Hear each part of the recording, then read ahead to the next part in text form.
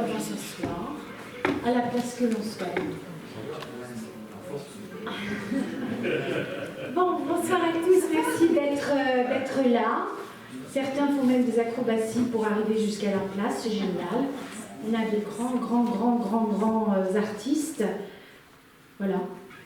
Le circassien, ça peut être aussi très intéressant. Alors, on va faire un ciné. Non, mais ça ne va pas du tout. Hein.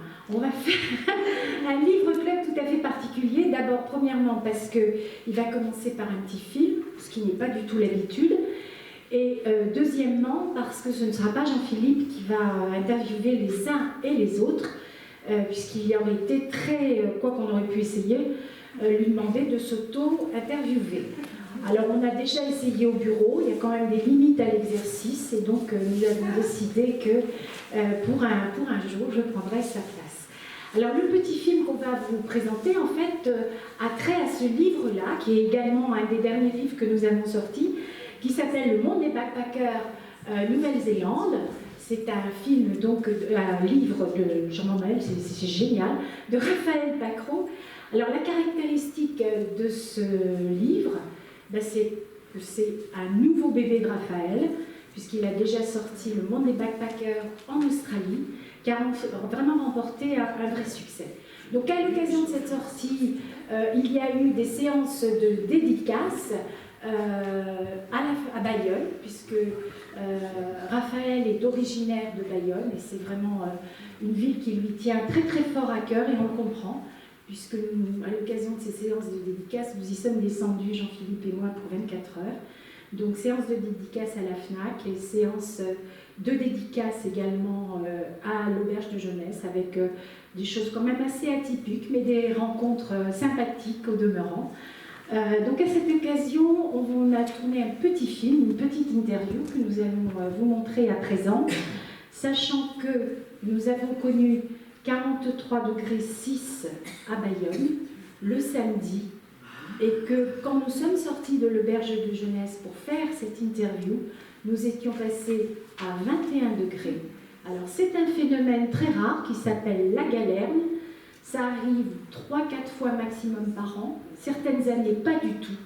Donc Jean-Philippe et moi, nous étions là 24 heures, nous avons eu le bonheur de connaître cet incident météo. Vous allez comprendre le problème, mais surtout, regardez bien notre ami Raphaël Pacro, n'oubliez pas.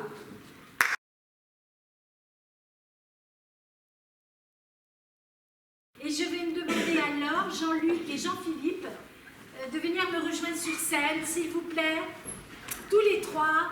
Donc nos 3 derniers bouquins sortis, je vous en prie. Jean-Luc, Laure, Jean-Philippe,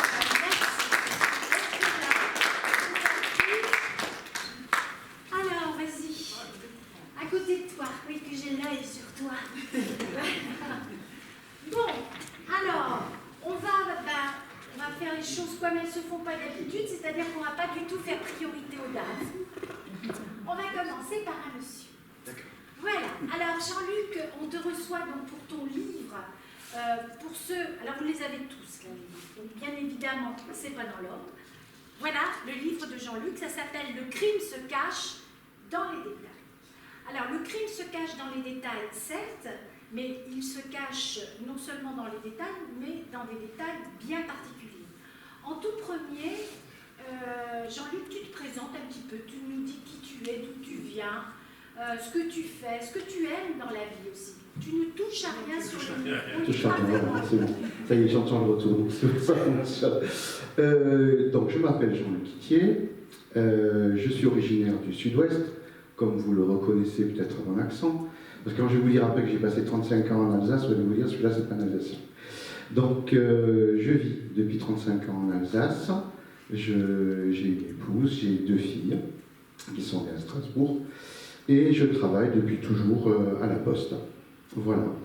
Et on va dire que toute ma vie, j'ai aimé raconter des histoires. Au tout début, je pensais principalement à la bande dessinée, à l'illustration. Et puis, voilà, il y a quelques événements dans ma vie qui, à un moment donné, m'ont dit « Tiens, pourquoi tu ne te lancerais pas dans l'écriture ?» Bon, j'avais commencé un scénario, et puis j'ai commencé à écrire, à formuler des phrases. Les premières, je n'avais pas fait d'école ni quoi que ce soit, donc c'était un petit peu anarchique. Et puis je me suis accroché à cette idée sur des mois, et puis j'ai réussi à écrire mon premier roman, et je me suis piqué au jeu. J'ai beaucoup aimé, donc j'ai continué. Voilà. Alors, on a eu la chance de te rencontrer sur une journée assez mémorable pour nous, puisque les éditions littéraires avaient organisé une rencontre au village de la Poste de Strasbourg. Et à cette occasion, nous avions invité justement les auteurs locaux. Et voilà, c'est là que nous nous sommes retrouvés en fait. Tout à fait. Puisqu'il y a déjà quelques années, tu avais adressé un... Oui, en 2014, après avoir écrit mon premier roman, donc Un tout petit grain de sable, qui est en fait la genèse de celui-ci, puisque c'est la première enquête du commandant Lacambe, et Chloé Ferbeck, qui est une policière qui travaille avec Lacambe, avait 16 ans à l'époque, et donc ça se passe dans les Vosges. Voilà. Et donc en 2014, j'avais envoyé le manuscrit donc, à la société littéraire, puisque j'étais abonné à Missive, et j'avais eu la chance d'avoir un retour très très positif de toi, Daniel, oui. Puisque non seulement tu en avais parlé, mais c'était le coup de cœur. Oui. Voilà, donc ça c'était resté dans mon esprit.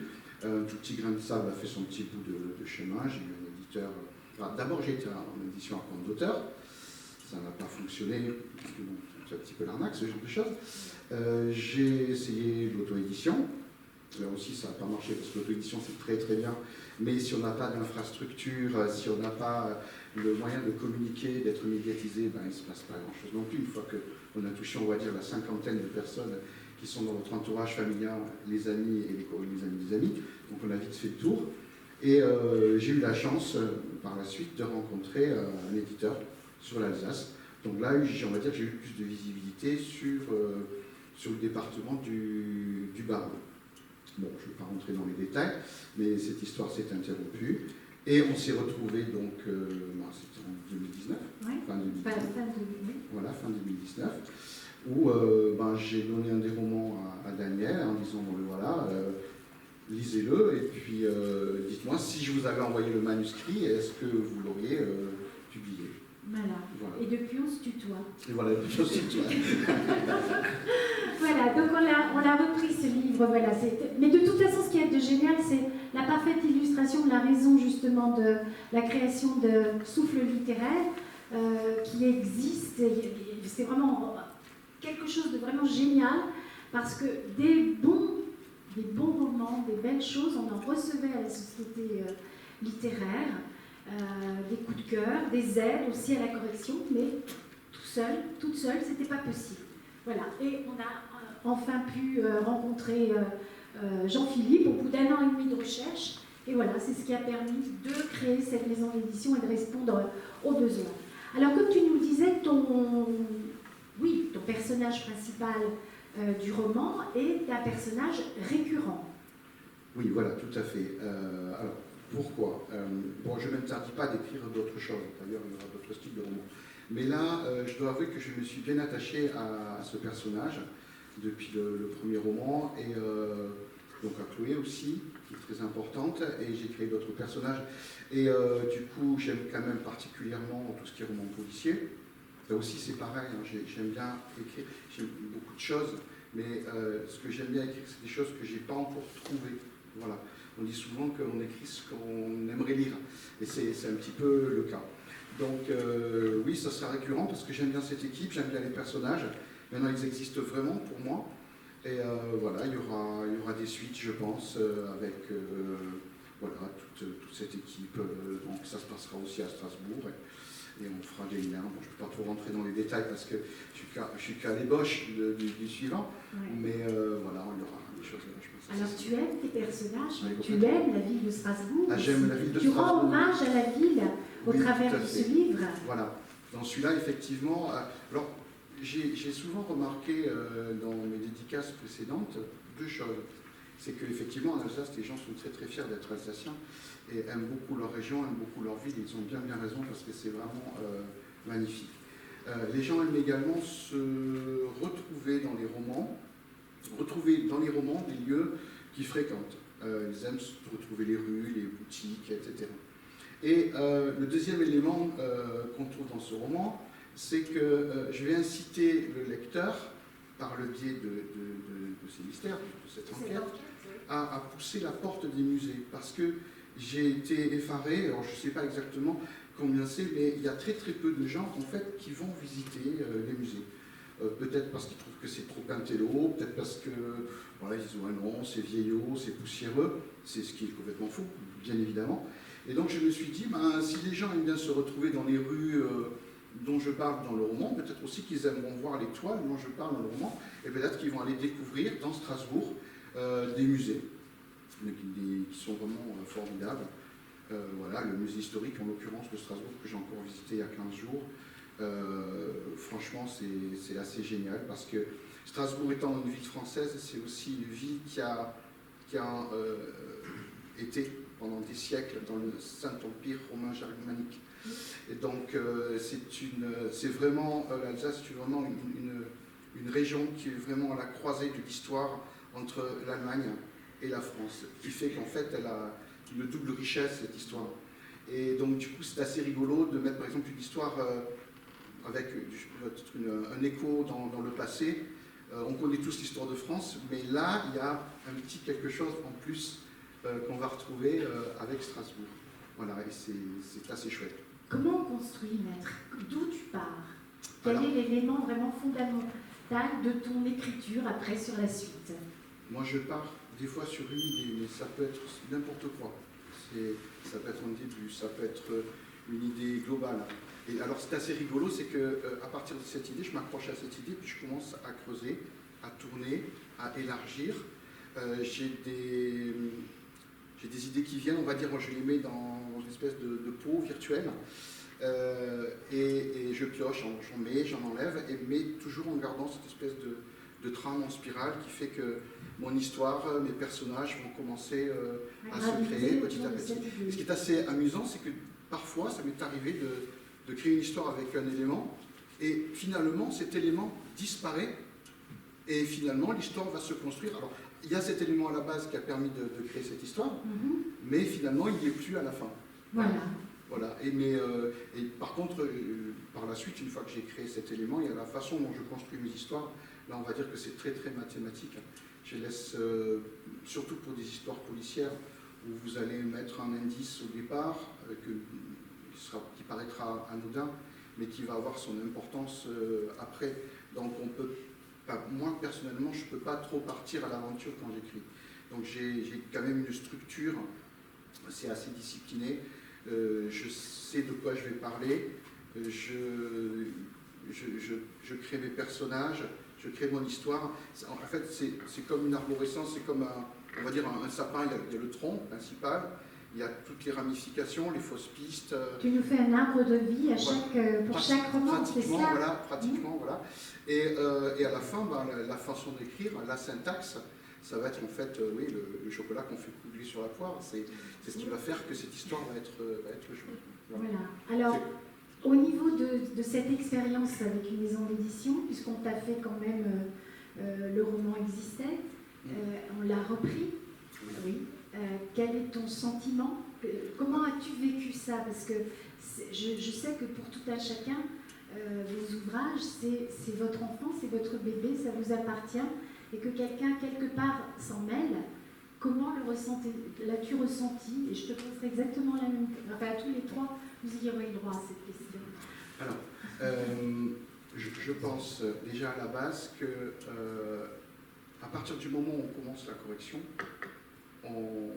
c'est pas évident parce qu'il y a des textes, des paragraphes dont vous êtes très fiers, des phrases dont vous avez beaucoup travaillé, et puis on vous dit, ben non, ça va pas aller, ça va pas le faire, il faut l'enlever. C'est pas facile.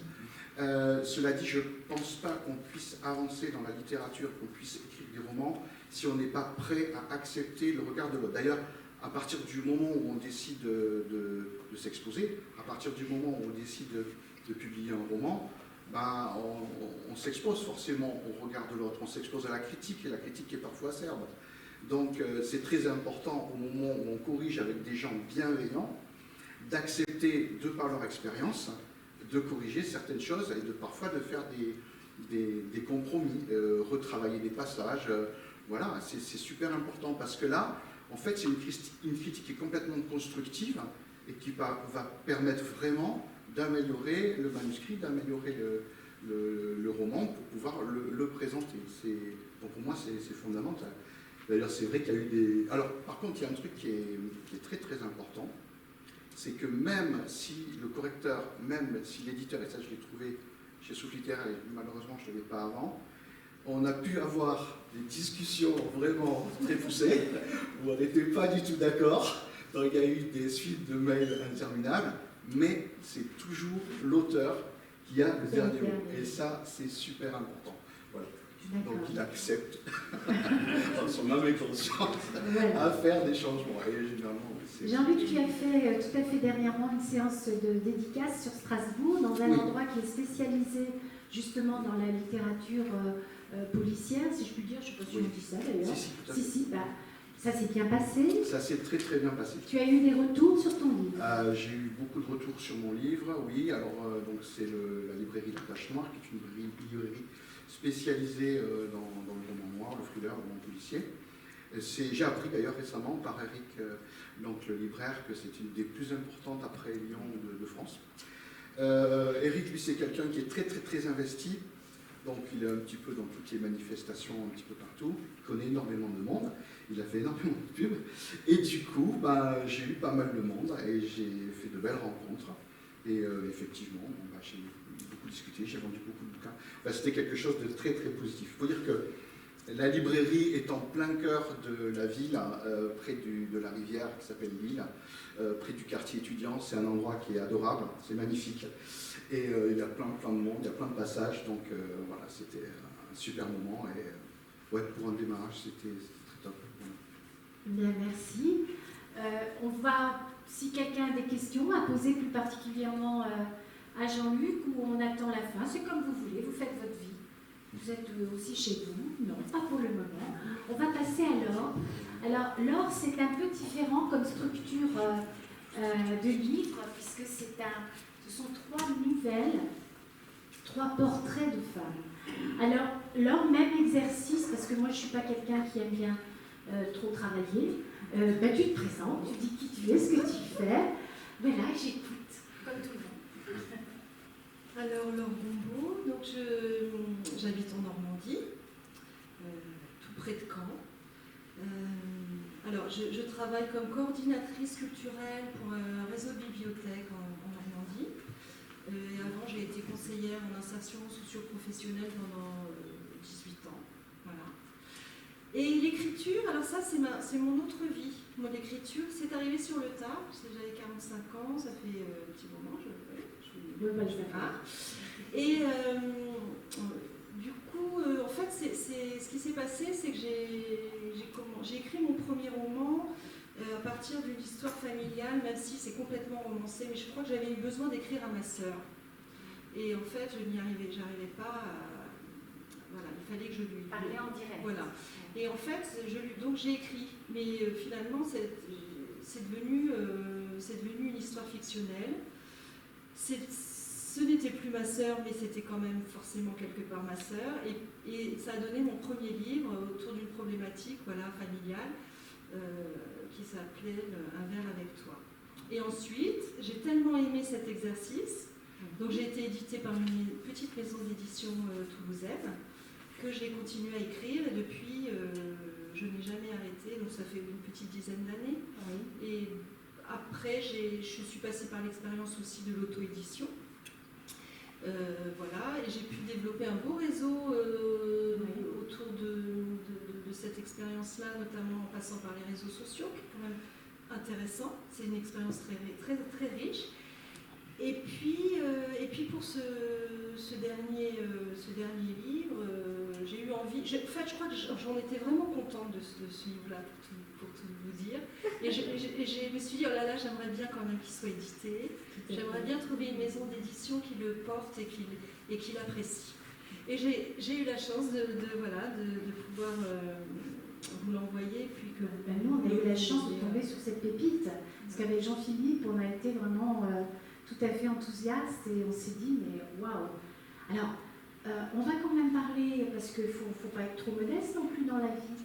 Un verre avec toi vient d'être récompensé. Oui, j'ai reçu le prix du roman social avec le Salon du livre, Encre et plume sociale de l'Institut régional des travailleurs sociaux de Normandie, 2022, là tout récemment, le 10 juin.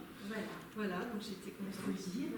Donc c'est beau parce que c'est un livre qui date de 2018. 2018. Et qui continue qui continue son petit bonhomme de chemin.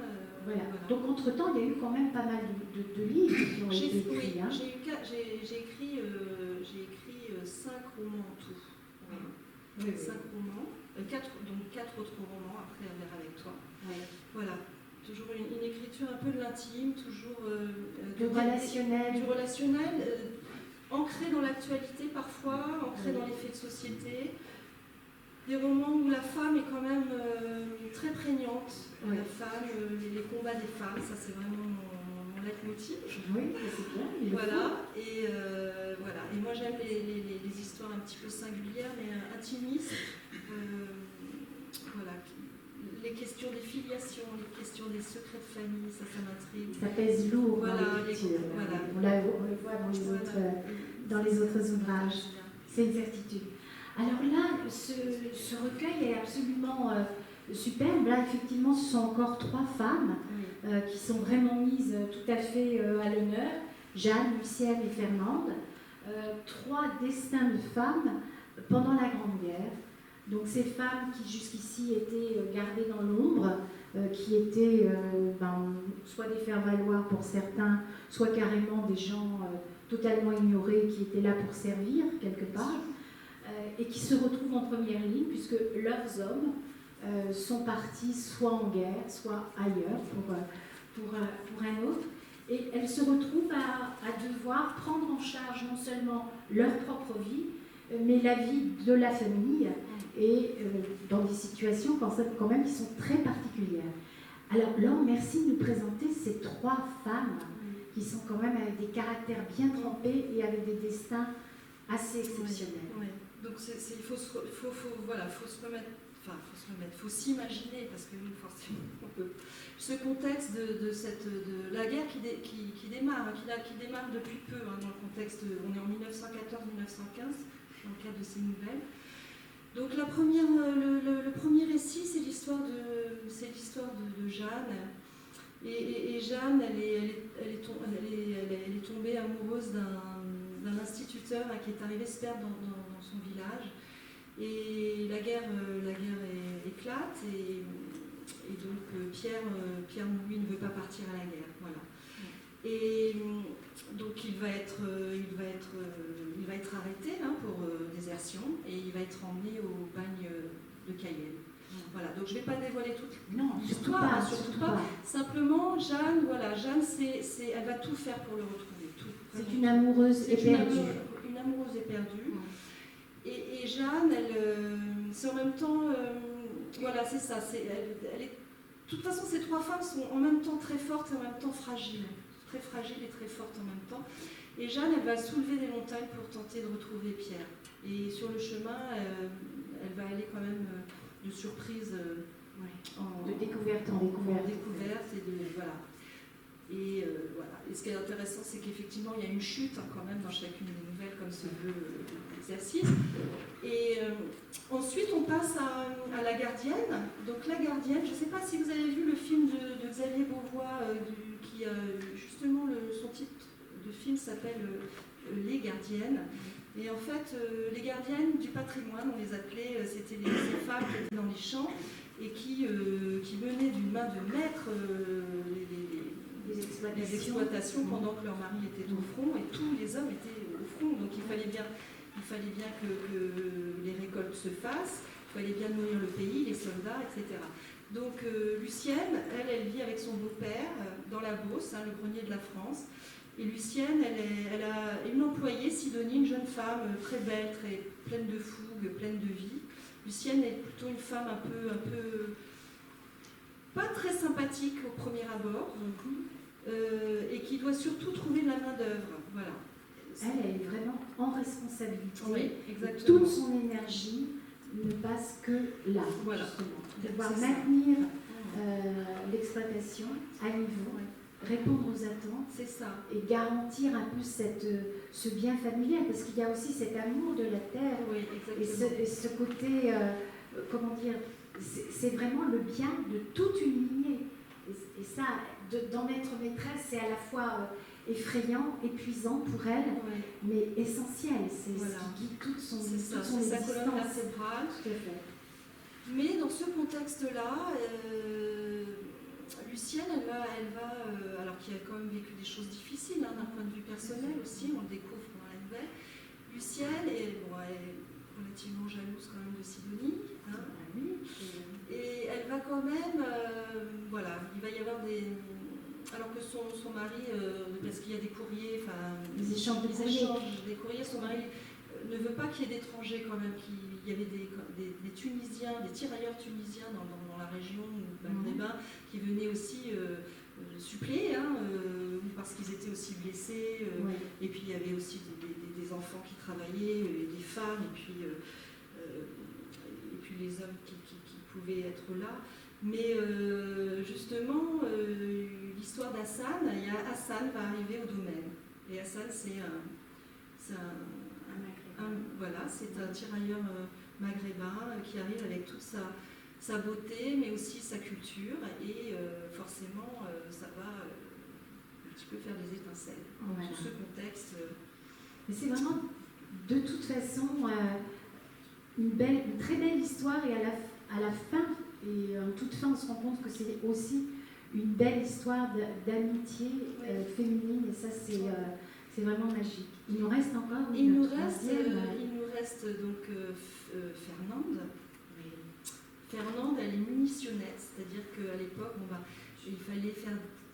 Les usines étaient toutes travaillées à bloc pour construire des obus. Oui. Hein, et elle travaille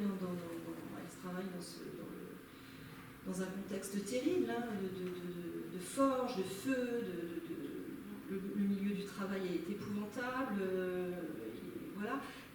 Mais il y a malgré tout, il y a des amitiés féminines très fortes dans ce contexte-là qui ressortent totalement de cette nouvelle.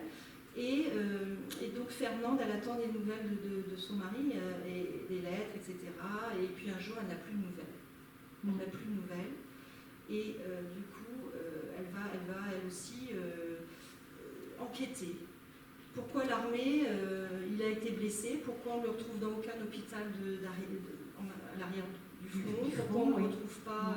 Pourquoi on n'a plus... Alors, on avait forcément dans ce contexte-là beaucoup d'hommes qui ne revenaient pas et dont on ne retrouvait pas la trace forcément. Mais là, il y a quand même quelque chose, il y a une intrigue derrière tout ça. Et elle va essayer de chercher ce qui se passe dans ce contexte-là. Et voilà. Quelque part, ce qu'il y a de magique dans ces trois nouvelles, d'abord, ça nous donne à découvrir certains pans de cette époque-là, surtout au niveau du ressenti et du vécu des femmes, qui du jour au lendemain se sont retrouvées à la place et en place des hommes, avec toutefois toujours ce rattachement à l'homme, c'est-à-dire qu'on fait en fonction de ce que lui aurait fait ou de ce que lui souhaite. Donc il y a toujours cette attache très très forte. Et puis il y a aussi ce sentiment d'émancipation pour toutes. Et quand on sait qu'au retour des hommes et à la normale, il y a ma foi tout rentre, un peu comme c'était autrefois. Et c'est vraiment... en tout cas, ce sont trois femmes avec un F majuscule qui sont vraiment à la fois attachantes, agaçantes parfois, parce que ça n'épargne pas la gente féminine. On n'est pas toutes parfaites et on n'est jamais en complétude. Et heureusement, nous sommes humaines. Et c'est vraiment, trois femmes, on referme le livre et on les a en tête. Et ça, c'est quelque chose de très réussi. Merci beaucoup. Je voulais compléter en disant que ce qui m'a motivé, le fil conducteur, c'est quand même le désir de ces femmes. C'est-à-dire dans ce combat, qui est un combat aussi dont de contexte de guerre, c'est un combat surtout, un combat interne, un combat intérieur. Oui. Et en fait, elles sont en quête quand même d'une émancipation, comme tu l'as dit. Oui. Et c'est le désir qui va leur faire soulever des montagnes. Le désir de la vie, le désir de leur corps, le désir de s'autoriser à voilà. être vraiment, à ressentir. Et se découvrir, oui. malgré l'horreur, malgré le contexte cauchemardesque en fait. Alors j'ai posé la même question qu'à Jean-Luc.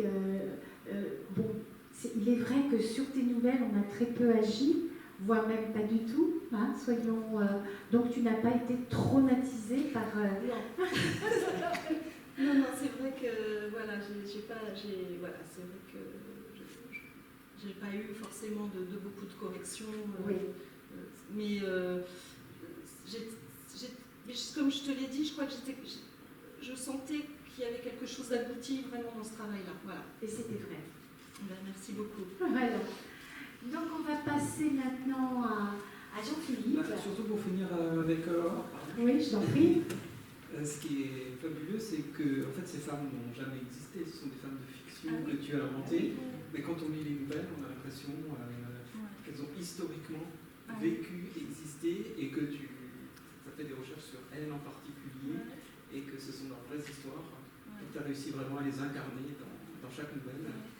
Et aussi vite que oui. En fait, elles ont existé. Elles ont existé, si ça se trouve, on les a juste pas rencontrées. Voilà. On a l'impression de les connaître à la fin. Merci.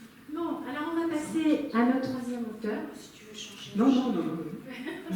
On va passer à notre troisième auteur. Vous aurez compris qu'il s'agit de Jean-Philippe West, qui fait partie de cette maison d'édition. Donc, d'où l'importance, ça n'accorde pas plus d'importance à la sortie de ce livre qu'aux autres, mais une petite caractéristique, parce que c'est en tant qu'éditeur, et moi plus particulièrement en tant qu'éditrice, ça parle encore plus, parce qu'on peut se dire pourquoi ce livre, pourquoi ce choix. Alors pourquoi ce choix? Je vais commencer par parler, ce que je n'ai pas fait par rapport à vos livres. Pourquoi ce choix? Parce que c'est un sujet qui est quand même totalement étonnant, très connu, très bateau, et que ce qui en a été fait, le traitement qui en a été fait, par un passionné, un fanat, un fan de première heure d'un certain Michael, eh bien, ma foi, ça a été traité de façon tout à fait originale, avec une volonté d'amener le lecteur dans ce monde d'adorateur, d'un personnage qui a quand même vraiment rayonné sur le monde de la musique pendant plusieurs années, qui continue d'ailleurs. Voilà. Alors, Jean-Philippe, je vais te demander de te présenter à toi également et de nous parler de ce que tu as fait avant, en tant qu'écrivain. En tant qu'écrivain. Voilà. Mais en tant que personne aussi. Tu as le droit de parler de toi. Donc actuellement, comme tu l'as dit, je suis à la Société littéraire avec toi. Moi, j'ai fait des études d'histoire de l'art à Strasbourg. Donc, forcément, j'ai aussi un petit coup de cœur pour le roman de Jean-Luc. Moi, j'ai vu la construction du musée d'art moderne de Strasbourg. Ça me rajeunit beaucoup. Et le fait que tu parles de Gustave Doré, qui finalement n'est pas très connu par les Strasbourgeois et même par les Français, alors que c'est un de ces artistes qui s'arrache à la vente en Angleterre, aux États-Unis, au MAMX de Strasbourg. Il y a une salle qui lui est entièrement consacrée avec son plus grand tableau, avec beaucoup de petits tableaux. Et en fait, personne ne le voit, personne ne le regarde et personne ne le connaît. Donc, merci de l'avoir cité dans ton roman. Après mes études d'histoire de l'art à Strasbourg, je suis rentré à la Poste aux ressources humaines.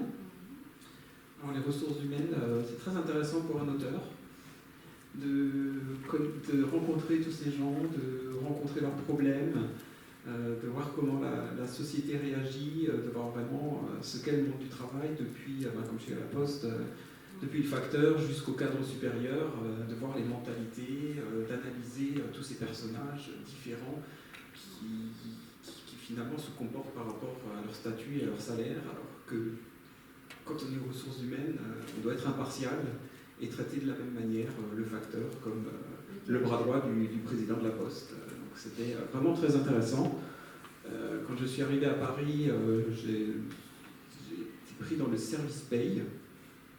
Donc je m'éloigne de plus en plus du monde de la culture et de l'écriture. Bon, le service paye n'est pas forcément intéressant pour un auteur.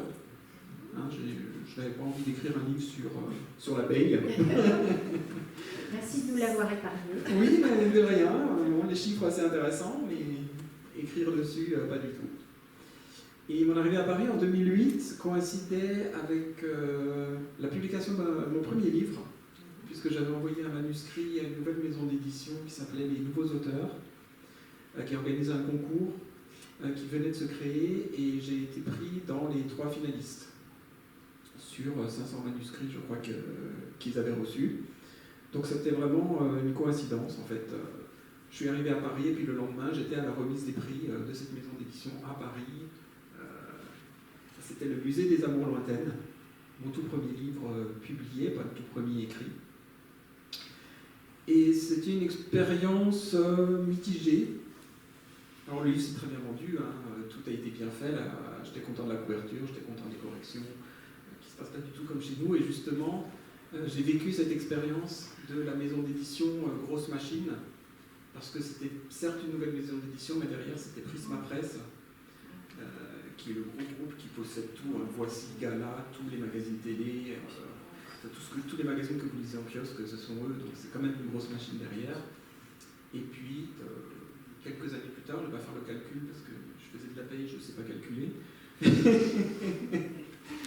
Quand je suis arrivé à la Société littéraire pour fonder avec Daniel cette maison d'édition, je voulais vraiment faire le contraire de ce que j'avais vécu en 2008.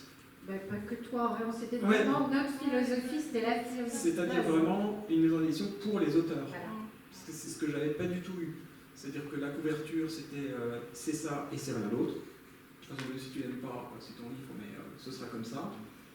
Les corrections, moi j'ai bien vu des corrections en fait à cette époque. C'est-à-dire qu'ils m'ont rendu le manuscrit, totalement corrigé, mais sans mettre ce qui a été corrigé. J'avais 2 jours pour le relire. D'ailleurs, une grosse faute dedans, ils n'ont pas réussi à écrire Strasbourg. C'est un petit peu embêtant parce que ça se passe aussi à Strasbourg. Donc c'était vraiment très mécanique, et puis l'auteur, on s'en fiche complètement en fait. Voilà. Et après, il est laissé complètement seul parce qu'ils font de la pub dans leur magazine, mais pour faire des salons, pour faire des dédicaces, il n'y a personne, l'éditeur n'est pas là. Donc moi qui n'y connaissais rien, j'avais personne à qui demander dans la maison d'édition. Donc on a vraiment fait tout l'inverse, avec les auteurs qui sont impliqués dès le départ. On les reçoit pour le shooting. Oui, on les reçoit effectivement. Mais moi, je voudrais que tu parles de toi. Alors, parce que tout ça, on le connaît. Enfin, c'est un peu... non, mais en fait, disons que là, en tant qu'auteur... C'était pour expliquer pourquoi je suis arrivé à la société... oui, enfin... Ce que j'ai fait à la société... Oui, ce que tu as fait à la société littéraire. Disons que c'est vrai qu'au moment de ton arrivée, il y avait cette volonté de faire cette maison d'édition dans des conditions très particulières, justement pour avoir vécu certaines expériences avec des auteurs, d'avoir pu leur apporter quelque chose, mais qu'il fallait un peu concrétiser. Voilà, donc on sait pourquoi tu as été embauché, c'est justement parce qu'on était vraiment sur la même longueur d'onde et qu'on avait vraiment cette volonté, effectivement, tu as raison, d'abord de respecter l'auteur, ça c'est quand même essentiel, de respecter les textes et dans tous les cas, d'essayer de faire que, et je crois qu'on y a réussi, une vraie famille autour des livres. Voilà. Et moi, ce qui me fait plaisir, c'est que quand on a des auteurs qui se retrouvent, et ben ma foi, qui ne se connaissent pas le matin et le soir, ils se quittent bon copain, ils sont heureux de se retrouver sur les salons, et ça, c'est du pur bonheur. Donc revenons à toi. Parce qu'entre 2008 et 2019, j'ai publié 8 ouvrages. C'est ça qui est intéressant. J'ai complètement abandonné les maisons d'édition. Moi, je ne leur envoyais même plus les manuscrits parce que j'étais un petit peu dégoûté de mon expérience. Donc je me suis lancé dans l'auto-édition. À l'époque, il n'y avait pas grand-chose. Il n'y avait même pas encore Amazon en France. Enfin, ils vendaient des livres d'occasion, mais ils ne faisaient rien d'autre. Donc moi, ce qui me plaisait, c'était juste de pouvoir imprimer mes romans et pouvoir les distribuer aux gens que je connaissais. Il n'y avait aucun moyen de faire de la publicité, Facebook, Twitter, tout ça n'existait pas. Mais j'ai continué à écrire parce qu'écrire, j'arrête jamais. Et le fait chaque fois de publier le livre, même en auto-édition, même s'il n'y a que 2 personnes qui l'achètent, ça permet de mettre un point final au livre et puis de passer au suivant. Parce que finalement, si on laisse un manuscrit traîner, on peut y revenir tous les jours, transformer quelque chose tous les jours, et puis on n'écrit plus jamais rien d'autre. Tu es modeste, tu as quand même rencontré certains succès au niveau... après, quand il y a eu les réseaux, Après, oui, il y a quand même... moi j'ai accompagné tout, hein, depuis Oui. le premier site c'était lulu.com, qui était un site purement américain, qui permettait d'imprimer les livres, mais pas de les distribuer ou de les diffuser. Et puis après, j'ai tout l'accompagnement avec le passage au livre numérique, qui effectivement a permis au roman de beaucoup mieux fonctionner, puisqu'on peut les vendre à 99 centimes. Ouais. C'est plus simple pour convaincre les lecteurs, même si c'est pas très glorieux de les vendre à 99 centimes. Voilà. Et je me suis jamais spécialisé dans un genre particulier. J'ai toujours écrit ce que j'avais en tête, le thème qui m'arrivait. Donc voilà, ça n'a pas permis peut-être de construire un univers où ça déroute les lecteurs quand on change de genre à chaque livre. Mais moi j'écris pour être libre et pour écrire ce que j'ai envie, ce que j'aime. Parce qu'il y a des romans, le dernier, L'Esprit est-tu là, qui fait pratiquement 400 pages au final, à peu près dans ce format-là. Voilà, si on n'aime pas ce qu'on écrit, si c'est mécanique, c'est pas la peine. Alors là, on va parler plus particulièrement de Michael Invisible. Invisible. Plus particulièrement. Alors, parle-nous un peu de ce personnage et en fait de deux personnages, puisqu'il y a deux personnages principaux, ce fameux Michael et puis eh bien, celui qui nous raconte cette histoire. Alors, dis-nous-en un peu plus. Alors, l'action se passe au moment de la disparition de Michael Jackson, donc le 25 juin, ce sera l'anniversaire demain, 2009. Donc moi je dirais toujours disparition, hein, je n'emploierai pas l'autre terme. Forcément, moi en tant que fan, j'ai vécu avec beaucoup d'émotion ce 25 juin 2009. Le livre, lui, il a été écrit 2 ans après, parce que pour bien écrire, je pense qu'il faut prendre du recul et vraiment voir tout ce qui s'était passé. Il y a beaucoup de choses qui n'ont pas plu au moment de cette disparition. Et donc le personnage, deuxième personnage principal qui est Gabriel, et un jour il est dans son appartement, quelqu'un toque à sa porte, il est 2h du matin, donc il se demande qui vient le voir à cette heure-ci, il hésite entre les cambrioleurs et les policiers, et quand il regarde par le Judas, d'abord il voit un peu le début, hein, il voit des gardes du corps, donc il se demande si ce sont les Men in Black qui débarquent chez lui parce qu'il cache un alien. Et quand il regarde la 3e fois, il voit le visage de Michael. Et là commence l'histoire où il va toujours y avoir dans tout le roman un doute entre fiction et réalité. Où en fait, il ne va jamais savoir s'il est en train de rêver ou si c'est bien la réalité, puisque Michael vient le chercher. Ils partent ensemble avec les gardes du corps en jet privé. Et Gabriel assiste à quelque chose dans la villa de Michael. Et les médias, le monde extérieur, les policiers, tout le monde lui dit que ce à quoi il a assisté, c'est à la mort de sa star. Et lui, il est convaincu d'avoir assisté à quelque chose de complètement différent. Il ne veut pas croire que c'est arrivé. Et donc c'est 2011 où il y avait beaucoup développé le côté complotiste, de toutes ces théories du complot qui ont foisonné autour de la disparition de Michael, déjà à l'époque. Alors, c'était le début d'Internet, enfin, c'était pas comme aujourd'hui. D'ailleurs, Internet a failli cracher complètement, a failli être suspendu parce qu'il y avait trop de recherches, il y avait trop de requêtes. C'est la première fois qu'il est devenu très chaud, Google et compagnie. Google, je ne sais même pas s'ils existaient déjà, c'était Yahoo à l'époque. Et en fait, les théories du complot, jusqu'à aujourd'hui, c'est plus ce que j'avais d'actualité. Et on voit que déjà à l'époque, il y avait toutes les bases étaient déjà jetées dès l'origine d'Internet, qui permettait à chacun de développer sa propre théorie. Alors Michael, lui, il apparaît de façon évanescente dans le roman, hein, puisque c'est la star, c'est la méga star, c'est le seul personnage qui parle en anglais dans le roman, parce qu'on ne traduit pas Michael Jackson, enfin en tout cas pas pour moi. Et Gabriel va essayer donc du coup de démêler le vrai du faux. Il va mener une enquête à côté de l'enquête officielle. Enquête. Il va vraiment essayer de comprendre, il va en apprendre beaucoup sur lui pendant cette enquête. Et en fait, lui, il est fan, mais un fan qui était vraiment hystérique à l'époque de son enfance et adolescence, hein, quand est sorti Thriller, et qui avait un petit peu oublié Michael, enfin, qui écoutait ses chansons comme d'autres personnes peuvent l'écouter quand elles passent à la radio, et qui là, tout d'un coup, retrouve tout cet amour qu'il avait pour le personnage. Et Michael va lui confier quelque chose qui ne sera qu'à lui. Il aura le seul exemplaire. Et ça aussi, il va devoir se demander ce qu'il va faire de ce cadeau offert par Michael.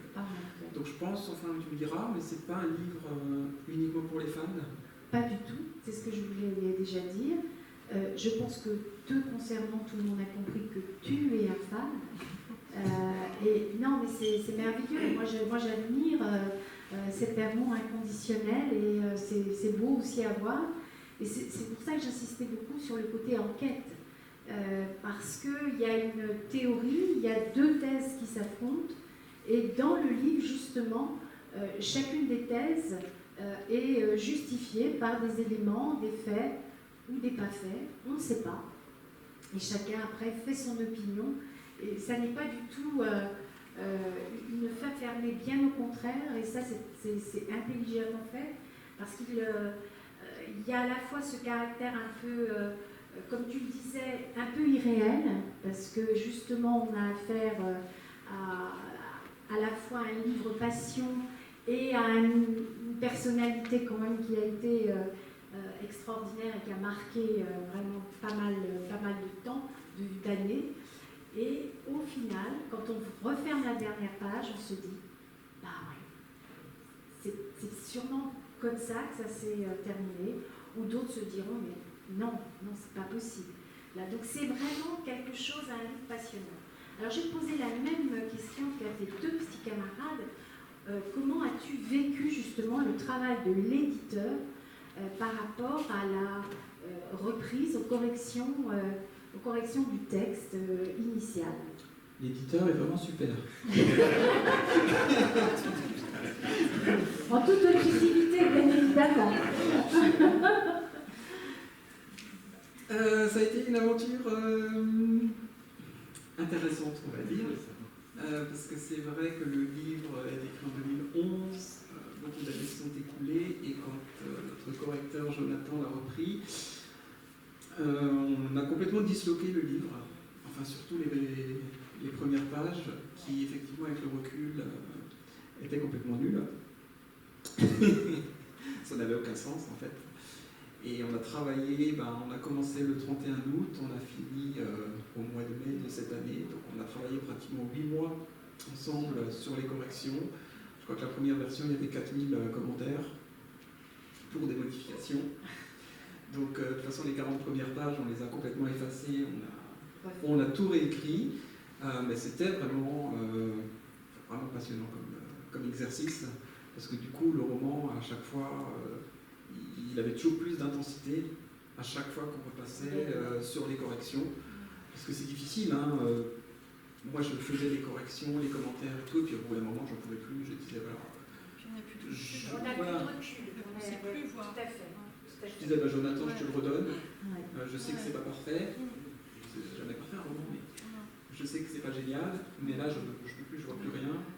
Je suis complètement bloqué. C'est vrai que ça a été très très lourd. Et il faut savoir s'arrêter à un moment donné, et même jusqu'à 2 jours avant qu'on l'envoie à l'édition, on a repris et on a de nouveau, tous les deux, là, enlevé encore des parties texte, de façon à ce que ça soit quelque chose de très serré, mais qui ait une vraie cohérence dans l'histoire. Et là, je pense qu'on a vraiment...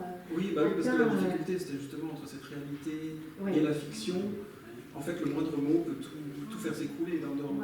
Parce que si on part du principe qu'il est dans une fiction, il y a des choses qu'il ne peut pas dire, il y a des choses qu'il ne peut pas voir. Et quand il est dans la réalité, pareil. Il y a des expressions qu'il ne peut pas avoir.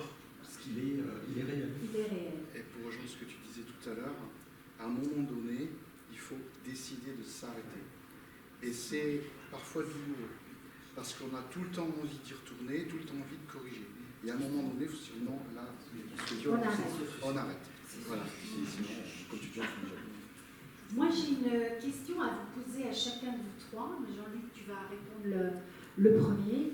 Qu'est-ce que tu trouves dans l'écriture? Qu'est-ce que ça t'apporte? L'apaisement. Ça me permet de couper complètement avec mon quotidien. Ça me permet de supporter mon quotidien. Parce qu'il y a des moments où on va changer, on va oublier, on va arrêter de ressasser les problèmes du quotidien, les problèmes du travail, les problèmes familiaux, les problèmes de travaux, je ne sais quoi. Voilà. Et là, tout d'un coup, on se coupe du monde et on part dans notre monde imaginaire. Et on avance, et c'est quelque chose de positif. Et on s'en retrouve grandi, et je trouve que du coup, moi je me retrouve beaucoup plus équilibré dans ma vie.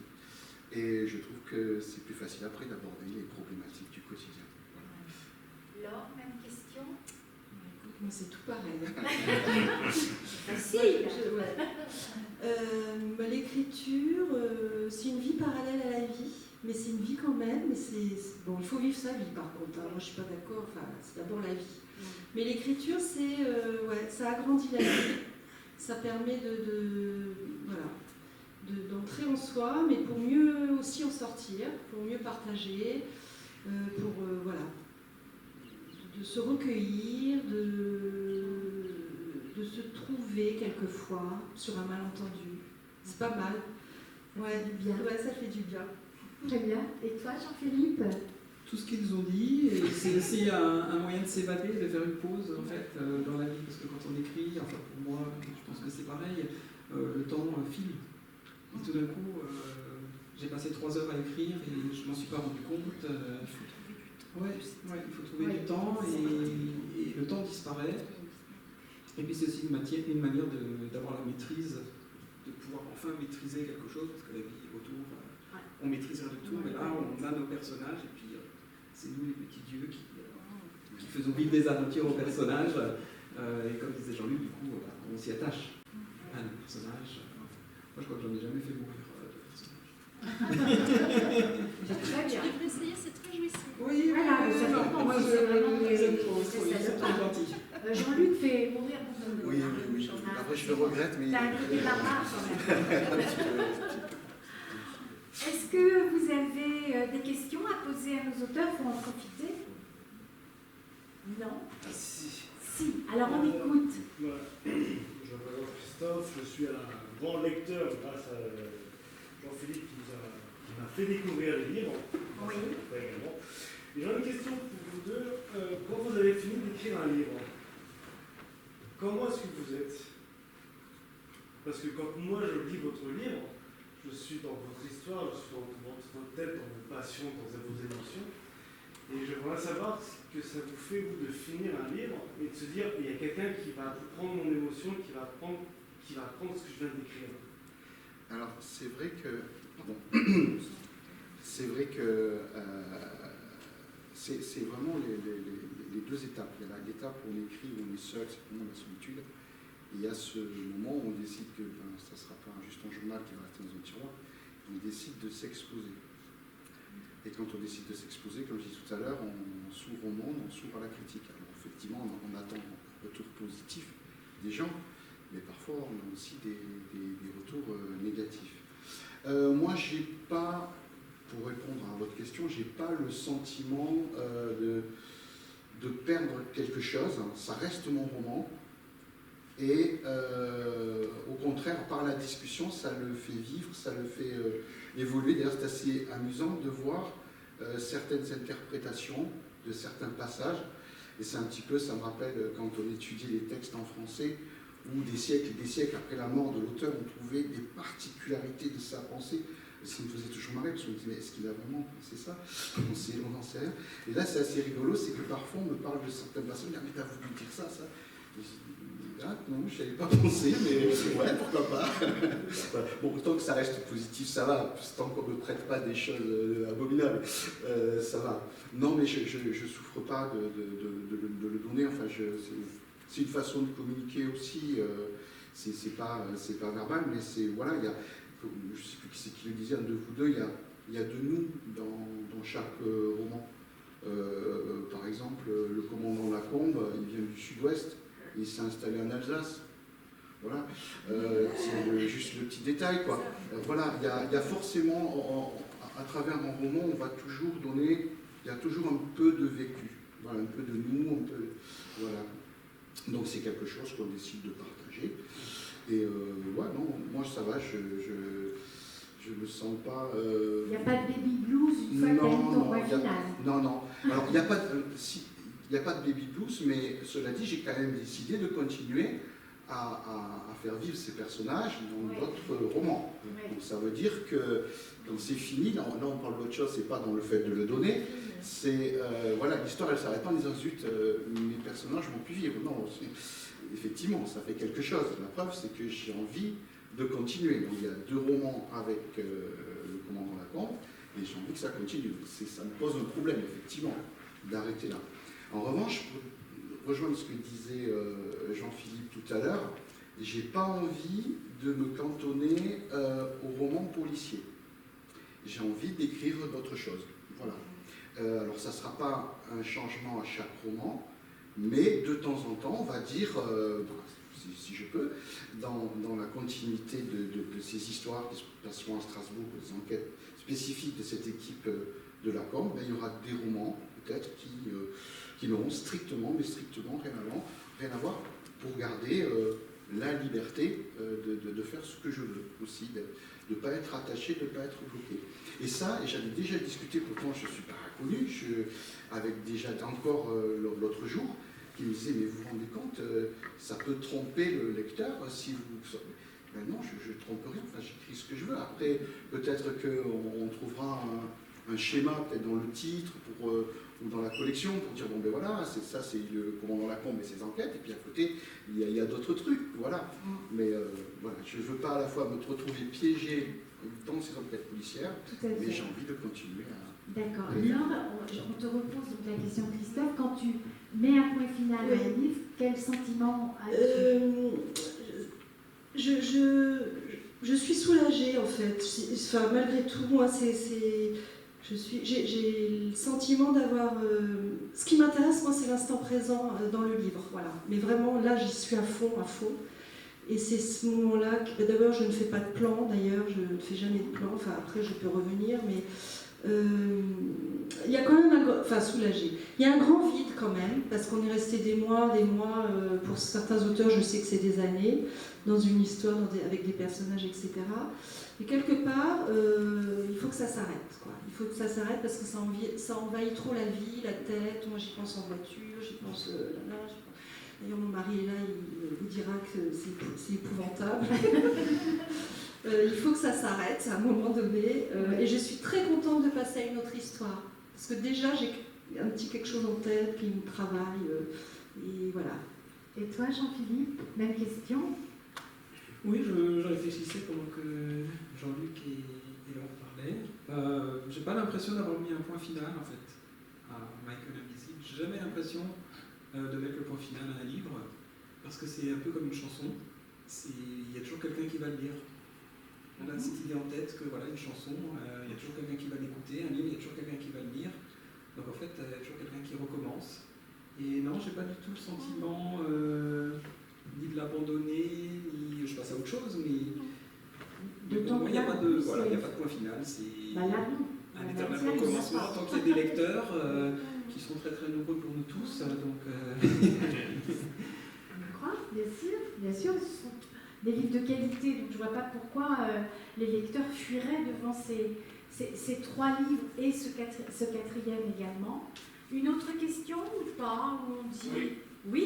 Oui, simple question. Quand vous commencez, quand vous écrivez, est-ce que vous restez seul à écrire ou est-ce que vous faites partager cette écriture avec d'autres, avec des proches, avec un mari de votre mari, ou je ne sais pas, un collègue de boulot, ou vous êtes enfermé dans votre... Est-ce que c'est vraiment un exercice solitaire ou est-ce que vous avez besoin de vous rapprocher d'autres personnes pour... Je répète bêtement, c'est pour que ce soit sur l'enregistrement. Voilà. Moi, c'est totalement seul. Je n'en prends pas du tout jusqu'à ce que je l'estime terminé. qui donne comme conseil de commencer à parler de son livre sur les réseaux quand on est en cours d'écriture. Je ne le fais jamais, je déteste ça. C'est mon histoire jusqu'à ce que je décide que le public aura le droit de la voir. Alors moi c'est exactement comme toi, c'est-à-dire c'est pas possible quoi, C'est ton c'est histoire. oui, et puis voilà, ça va au point final. Et je le partage parfois avec mon mari, mais on arrive vraiment à la fin, à la limite le manuscrit, c'est le premier lecteur, voilà. Mais non, c'est vraiment très...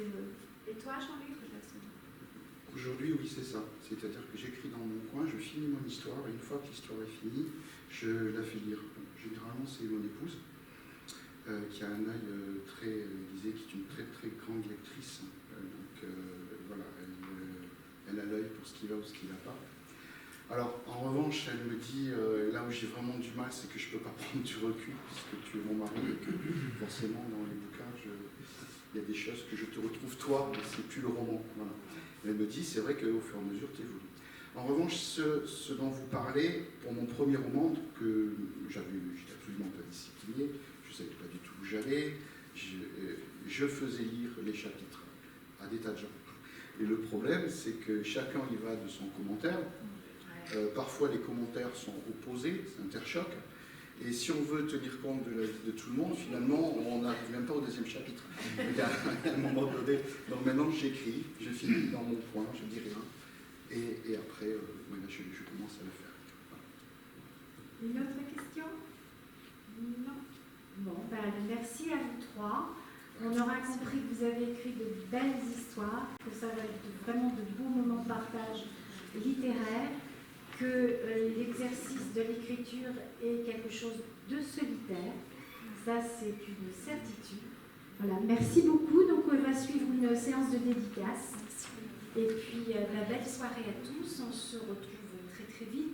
J'en profite juste pour vous donner quelques autres rendez-vous. Dès demain, nous avons une pièce de théâtre qui s'appelle Pompe funèbre Bémo. Le titre, ça fait peur, mais qu'est-ce que c'est drôle. Donc venez-y, n'hésitez pas, ce sera un bon moment vraiment à partager également. Un autre rendez-vous sur la chanson française lundi soir, c'est Pascal Marie, qui est vraiment un chanteur, auteur, compositeur qui est absolument magique. Ses textes de chansons sont des vrais poèmes. On a la chance, il nous fait l'amitié de revenir. Et puis on terminera au niveau des spectacles avec une soirée assez rigolote, une harpiste et un monsieur qui fait des seuls en scène, qui s'appelle Xavier Jaillard, ce qui me fait rire et ce qui me fait pleurer. Et ça sera donc notre dernier vrai spectacle au Studio Raspail, puisque nous allons le quitter, puisqu'il va trouver un autre propriétaire et nous allons migrer vers d'autres lieux, nous ne savons pas encore. Donc si vous êtes présents, n'hésitez pas à venir et d'ici là, n'oubliez pas, gardez les pieds sur terre, mais surtout, ayez la tête dans les étoiles.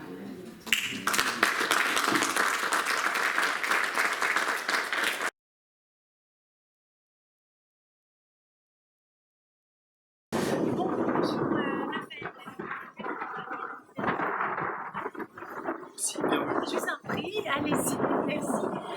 Bienvenue. Alors, pleine surprise cette arrivée, chaleur étouffante et à présent, un bon petit vent bien sympathique. Voilà, alors on est à Bayonne aujourd'hui, plus particulièrement pour la sortie de nouveaux opuscules, dirais-je, ce sont tous ceux qui ont calmé les backpackers et là ça se déroule en Nouvelle-Zélande. Après l'Australie, on est découverte de la Nouvelle-Zélande, ce qui est quand même encore un très très grand voyage.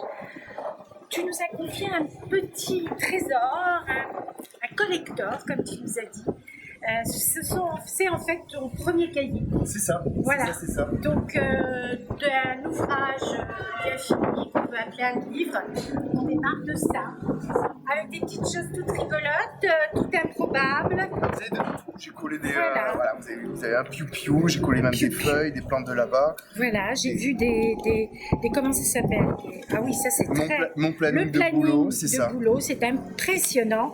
J'ai même vu des filtres à café qui servent éventuellement à prendre des notes. Voilà. Mais ça, c'est vraiment une très très belle histoire en fait. C'est la jeunesse, tout part de là. Voilà.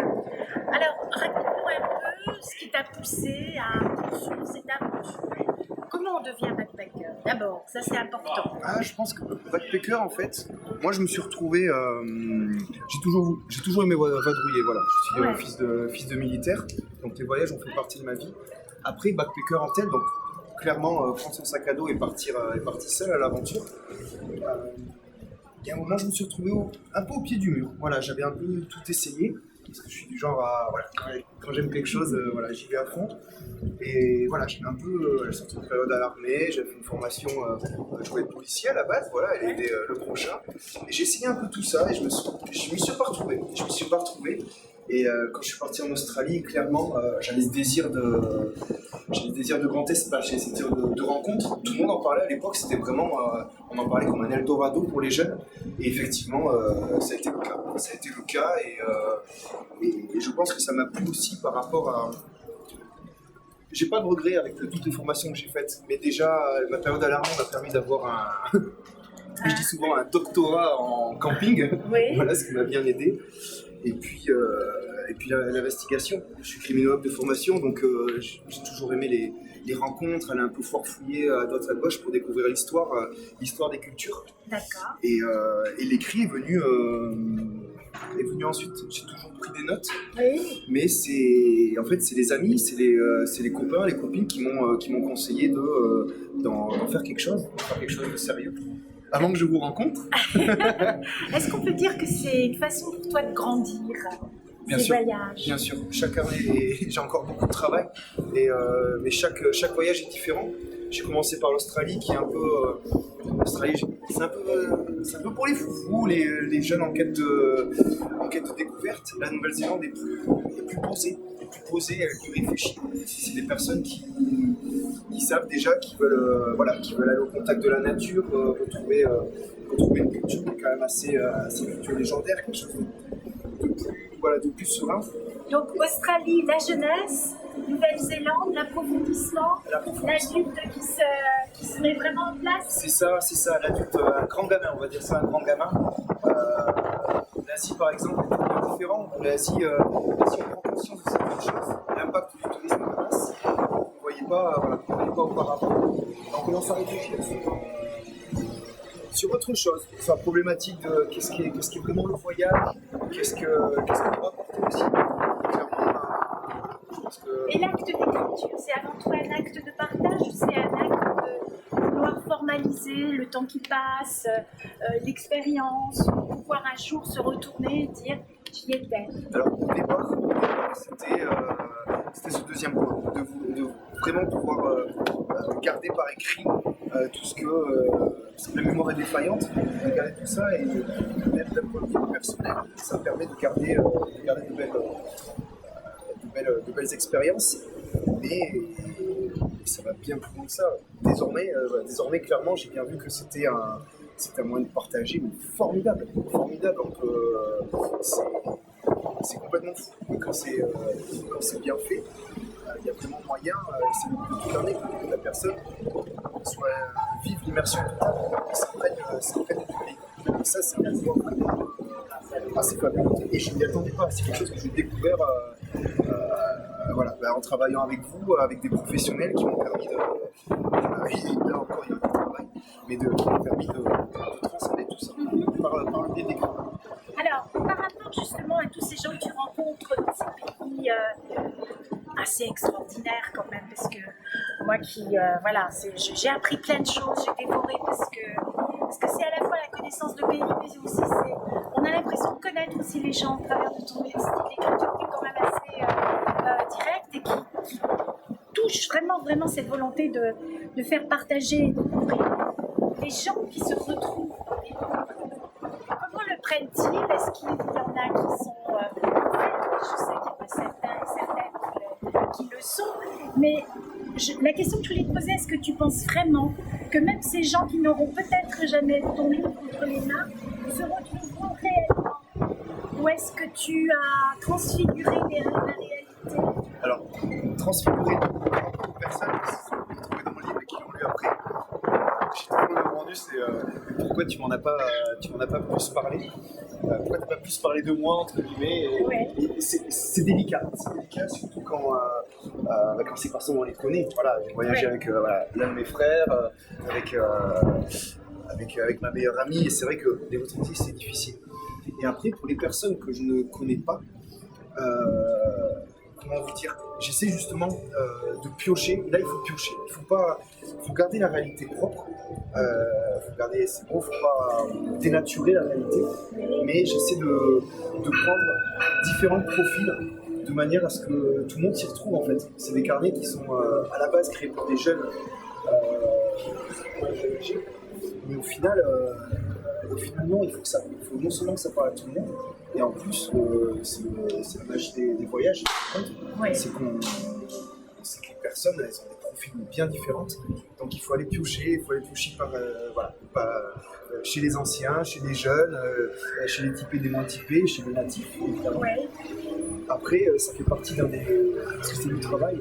Ouais. Et tout comme les descriptions de paysages, les descriptions de personnes, c'est quand même quelque chose de particulier, de très délicat, et que j'essaie toujours de faire au mieux, mais les personnalités, c'est tellement plus que des mots, en fait, tout simplement. Dis-moi, franchement, entre la Nouvelle-Zélande et l'Australie, quelle est la différence fondamentale pour toi? La différence fondamentale, Puisque pour nous, d'ici, vu de la France, c'est très loin, c'est très exotique, c'est très pas connu. c'est très Voilà. politique. Je dirais que l'Australie, c'est un monde préhistorique. C'est un monde jurassique où on retrouve des espèces mais vraiment très folles. C'est surprenant, on retrouve c'est quelque chose qui me manque, c'est tous ces mammifères mais énormes. C'est l'espèce qu'on retrouve nulle part ailleurs. La Nouvelle-Zélande elle est tout aussi sauvage, mais c'est plus pur. C'est-à-dire que je trouve que les gens sont plus posés. C'est plus un monde de magie. C'est plus un monde de magie ancestrale où les gens aiment leur pays. Les Australiens aussi, mais clairement les Néo-Zélandais sont amoureux de leur pays. C'est un pays qui est surprenant aussi d'un point de vue géologique, c'est-à-dire qu'il y a des phénomènes naturels qu'on retrouve mais nulle part ailleurs. Je dirais si vraiment l'Australie, la faune et la flore qui est vraiment dingue, mais vraiment c'est hallucinant, c'est fou.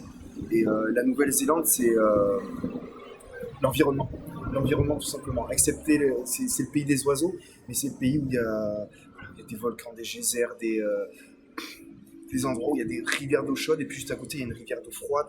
Les littoraux, c'est complètement saturé d'otaries par endroits, de dauphins, de raimentas, de pingouins. C'est très riche. En même temps, c'est moins agressif que l'Australie. D'accord. Voilà. Là, on vient à Bayonne pour la sortie donc de ce second opus, si je puis dire. La Nouvelle-Zélande. Ouais, la Nouvelle-Zélande. On a fait avec toi déjà plusieurs salons, on a déjà fait des séances de signature. Là, on est chez toi. Ça a un caractère particulier, ça a un petit goût spécial. Mais oui, d'autant que alors je suis né à Bayonne, mais j'ai beaucoup voyagé par le biais de papa qui était militaire, et c'est clairement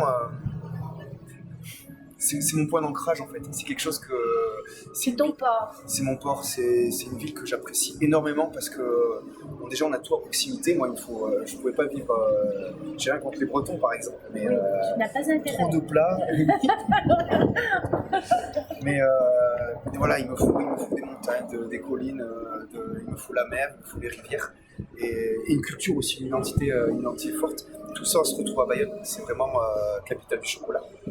Mais c'est vraiment, j'ai plaisir à revenir Donc chaque fois. un baroudeur de ta trempe, Et je peux- ça a besoin de son chien. Et je peux vous dire qu'avec tous les, j'en ai vu des belles choses.